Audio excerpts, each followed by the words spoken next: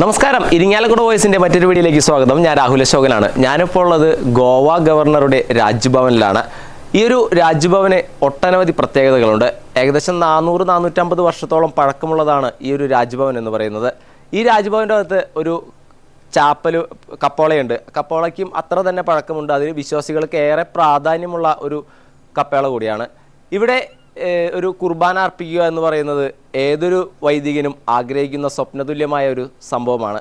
അതിന് ഭാഗ്യം ലഭിച്ചിരിക്കുകയാണ് ഇരിഞ്ഞാലക്കുട രൂപതാ ബിഷപ്പിന്. ആ ഭാഗ്യത്തിന് കൂട്ടുനിൽക്കാനായി ഇരിഞ്ഞാലക്കുടയിൽ നിന്ന് 100ഓളം വിശ്വാസികളും ഇവിടെ എത്തിച്ചേർന്നിട്ടുണ്ട്. ആ വിശേഷങ്ങളാണ് ഈ ഒരു വീഡിയോയിൽ നിങ്ങൾക്ക് മുന്നിലേക്ക് എത്തിക്കുന്നത്. വിശുദ്ധ ഫ്രാൻസിസ് സേവിയറിൻ്റെ തിരുശരീരം അഴുകാതെ ഇത്രയും കാലം നിലനിൽക്കുന്നു എന്നുള്ളത് ഏറെ അത്ഭുതകരമായിട്ടുള്ള ഒരു യാഥാർത്ഥ്യമാണ്. പ്രസ്തുത തിരുശരീരം പൂജ്യമായിട്ട് വണങ്ങപ്പെടുവാനായിട്ട് പരസ്യമായിട്ട് ഗോവ ആർച്ച് ഡയസിൻ്റെ കത്തീഡ്രലിൽ ഇപ്പോൾ പ്രതിഷ്ഠിച്ചിരിക്കുകയാണ്. കേരളത്തിൽ നിന്നും ഗോവയിൽ നിന്നും മറ്റിതര സംസ്ഥാനങ്ങളിൽ നിന്നും കൂടാതെ ലോകത്തിൻ്റെ വിവിധ ഭാഗങ്ങളിൽ നിന്നും ധാരാളം ഭക്തർ വന്ന് വിശുദ്ധ ഫ്രാൻസിസ് സേവിയറിൻ്റെ മാധ്യസ്ഥം അപേക്ഷിക്കുകയും പ്രാർത്ഥിക്കുകയും ചെയ്യുന്നുണ്ട്. അതിൻ്റെ ഭാഗമായിട്ടാണ് ഞാനും ഈ ഗോവയിൽ എത്തിച്ചേർന്നിരിക്കുക. അതോടൊപ്പം തന്നെ മറ്റൊരു പ്രാധാന്യവും കൂടെ ഈ ഗോവയിൽ, പ്രത്യേകിച്ച് ഗവർണറായിരിക്കുന്ന ശ്രീ ശ്രീധരൻപിള്ളയുടെ ഈ രാജ്ഭവനിൽ ആയിരിക്കുന്നത്. അത് മറ്റൊന്നുമല്ല, ഇന്ത്യയിലെ ക്രിസ്ത്യാനികളുടെ ആദ്യത്തെ തദ്ദേശീയ മെത്രാൻ അത് ആർച്ച് ബിഷപ്പ് മാർ കരിയാറ്റിൽ പിതാവാണ്. അദ്ദേഹം മർത്തോമാ നസ്രാണികളുടെ പിളർപ്പിൽ ദുഃഖിച്ച് ആ പിളർപ്പിൽ നിന്നും സമൂഹത്തെ കരകയറ്റുവാൻ വേണ്ടിയിട്ട് പറയമക്കൽ കത്തനാരോടുകൂടെ ചേർന്ന് റോമിലേക്ക് പോവുകയും പരിശുദ്ധ പിതാവിനെ കാണുകയും തിരിച്ചു വരുമ്പോൾ പരിശുദ്ധ പിതാവിൻ്റെ അനുമതി പ്രകാരം പോർച്ചുഗലിൽ വെച്ച് അദ്ദേഹത്തെ മെത്രാനായിട്ട് വാഴിക്കുകയും ചെയ്തു. അദ്ദേഹം തിരിച്ച് ഗോവയിൽ കപ്പൽ മാർഗം വന്നിറങ്ങുകയും എന്നാൽ ഇവിടെ വെച്ച് അദ്ദേഹം മരിക്കുവാനായിട്ട് ഇടയാകുകയും ചെയ്തു. അദ്ദേഹം ഗോവയിലെത്തി താമസിക്കുകയും വിശുദ്ധ ബലി അർപ്പിക്കുകയും ചെയ്ത സ്ഥലമാണ് ഈ രാജ്ഭവനും അതിനോടനുബന്ധിച്ചുള്ള കപ്പേളയും.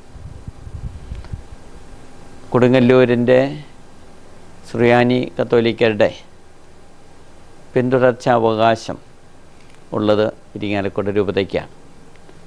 1886 വരെ കൊടുങ്ങല്ലൂർ അതിരൂപത നിലനിൽക്കുകയും 1887 തൃശ്ശൂർ, കോട്ടയം 2 വികാരിയാത്തുകൾ ആരംഭിക്കുകയും ചെയ്തു.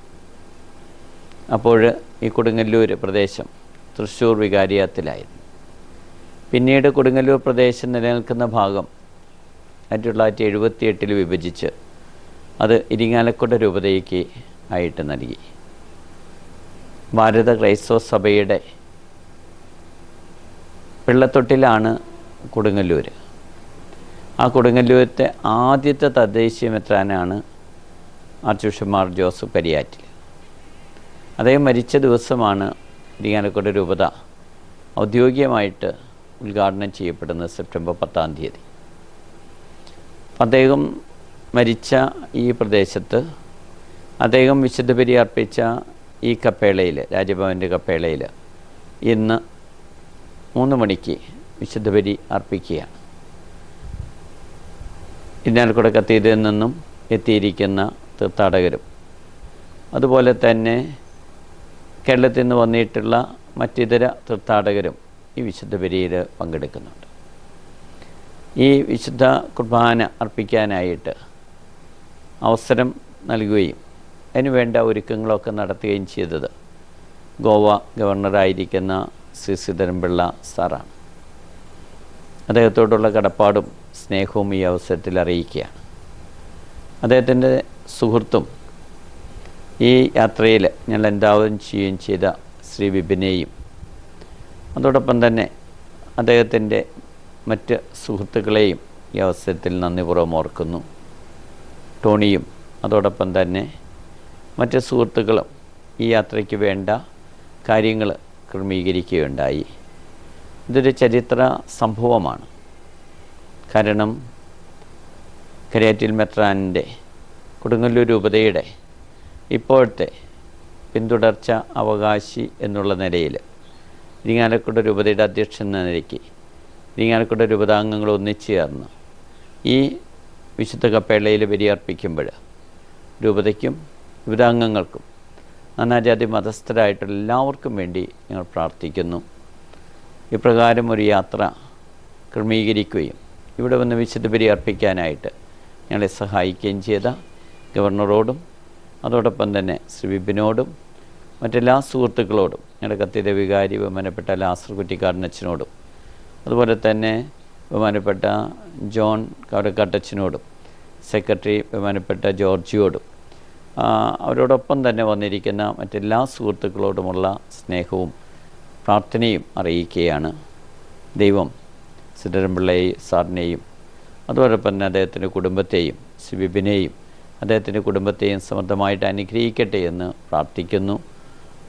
നമുക്ക് ആ തീഷ്ണമതിയായിട്ടുള്ള കരിയാറ്റിൽ മെത്രാപ്പൊലീത്തയെ പോലെ തോമസ് ലിയ കൊളുത്തിവെച്ച വിശ്വാസത്തിൻ്റെ ദീപം ഉജ്ജ്വലിപ്പിക്കാനും കൂട്ടായ്മ വർദ്ധിപ്പിക്കുവാനും നമുക്ക് പരിശ്രമിക്കാം. അങ്ങനെ ദൈവത്തിൻ്റെ ഹിതപ്രകാരം കൂടുതൽ നന്മ സഭയ്ക്കും സമൂഹത്തിനും ചെയ്യാൻ കഴിയട്ടെ എന്ന് പ്രാർത്ഥിക്കുന്നു.